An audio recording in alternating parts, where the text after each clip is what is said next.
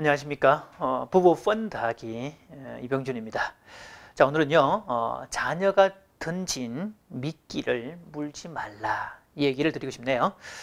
자, 다 큰 자녀들 때문에 상담을 오시는 분들, 이분들은요, 정말 어떤 자부심들이 있는 걸 보게 됩니다. 자식 교육만큼은 나름대로 잘해왔다고 생각했고, 또 온갖 육아서들, TV에 나오는 어떤 그런 관계된 것들, 또는 혹은 교양 강좌 같은 그런 것들을 듣기도 했는데, 자, 그래서 우리는 아무 문제도 없다고 생각을 했는데, 막상 아이가 어떤 문제를 일으키니까, 이제 어떻게 변명할 수는 여지도 없고, 참 억울하긴 한데, 그러니까 마음 한쪽에서는 뭔가 그래도 불편한 점들이 있다고 하소연해 오지요. 그러니까 사실 우리가 TV 같은 데서 우리 아이가 달라졌어요, 이런 거 보면 이런 개념들이 있죠. 그러니까 아이도 문제지만 부모가 항상 문제더라, 이런 관점을 볼 수 있는데요. 사실 그것도 물론 정해진 공식은 아닙니다. 자, 그런데 그런 과정을 보면 부모들은 대부분 죄책감을 느끼게 되죠.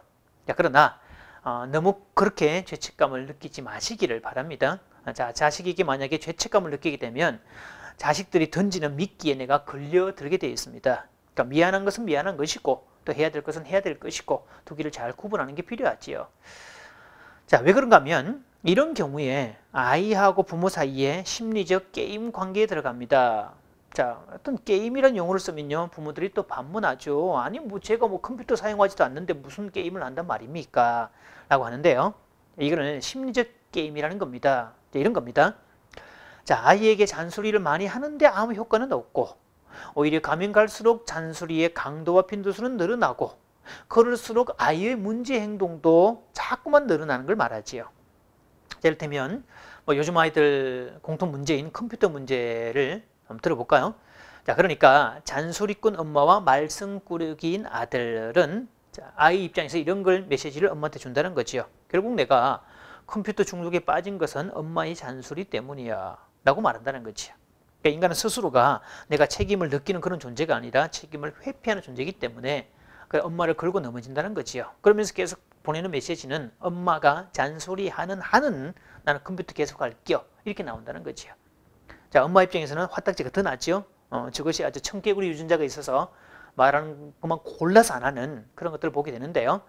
자, 결국 이것은 인간 속에는 기본적인 어떤 심리적 특성인데요. 어떤 문제를 바라볼 때 내 문제가 아니라 상대방의 문제라고 뒤집어 씌우려고 하는 인간의 본성이기도 합니다.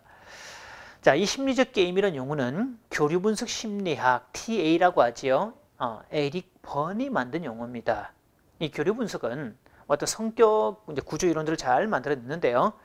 어떤 내담자가 문제를 가진 사람이 스스로 자각을 통해서 자신의 어떤 삶의 과정을 바꿀 수 있도록 했다는 데 가장 어떤 큰 장점이 있었고요. 그러니까 사실은 이 이론은 일반인들보다는 오히려 기업 교육에 더 많이 사용되기도 했었습니다. 자, 아까 얘기했던 대로 자각이 없어 행해진다. 심리적 게임은 무의식적 게임이기 때문에 본인이 하면서도 모른다는 거지요.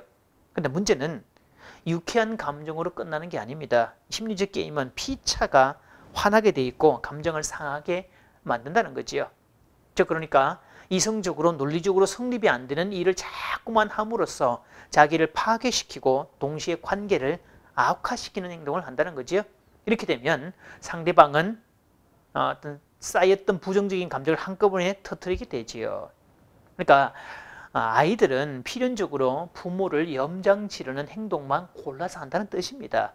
그래서 거기에 딱 걸려서 아이가 어떤 행동을 할 때마다 화를 내고 다그치고 혼내고 이 작업을 하다 보면 계속 이것이 반복된다는 이야기지요. 그래서 아이들은 욕을 먹는 걸 통해서라도 얻는 것을 얻어내는 아주 영악한 대상이라는 사실을 기억하시기 바랍니다. 자, 게임이라는 용어를 썼잖아요. 컴퓨터 게임처럼 이 심리적 게임도 중독됩니다. 그래서 끊임없이 문제를 일으키는 사람과 그 문제를 끊임없이 해결해주는 사람의 관계로 딱 대해서 평행선 관계가 되지요. 자, 심리적 게임을 하는 이유는 게임을 하는 동안에는요, 진짜 중요한 문제, 두려운 상황으로부터 도망갈 수 있다는 점입니다. 그러니까 아이가 컴퓨터 문제로 싸우는 동안에 자기가 해야 될 공부 부분에서 제외될 수 있다는 거지요. 그래서 엄마는 이놈이 컴퓨터만 안 했으면 좋겠어, 이게 1차 목표가 되기 때문에 공부를 잘하든 못하든 상관이 없게 된다는 뜻이에요. 자, 그러면 어떻게 하면 될까? 그러니까 부모들이 자녀들의 어떤 행동에 즉각 반응하게 되면 던진 낚시에 미끼를 무는 꼴이 된다고 얘기했는데요. 또 계속 미끼를 무는 한은 이 행동은 반복될 것이라고 했는데, 자, 그러면 어떻게 해야 될까? 잔소리를 하지 말고 굵은 소리를 하면 됩니다.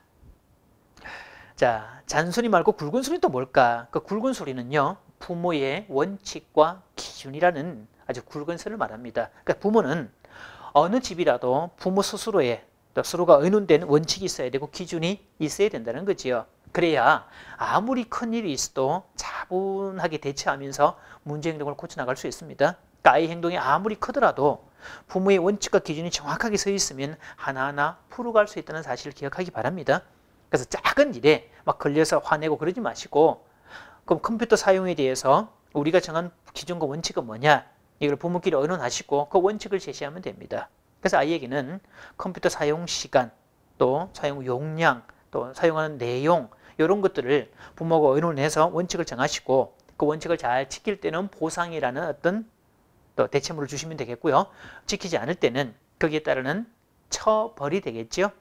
그게 제공이 되면 행동 수정을 그렇게 맞춰갈 수 있습니다. 그래서 잔소리 때문에 그동안 힘들었던 분들, 아무리 잔소리해도 변화되지 않았더라, 그런 부모님들은요, 오늘부터 굵은 소리, 원칙과 기준을 세우는 일에 초점을 더 두시면 자녀 문제도 풀어갈 수 있을 겁니다. 그래서 부모로서 좀 더 큰 자신감을 가질 수 있기 바랍니다. 감사합니다.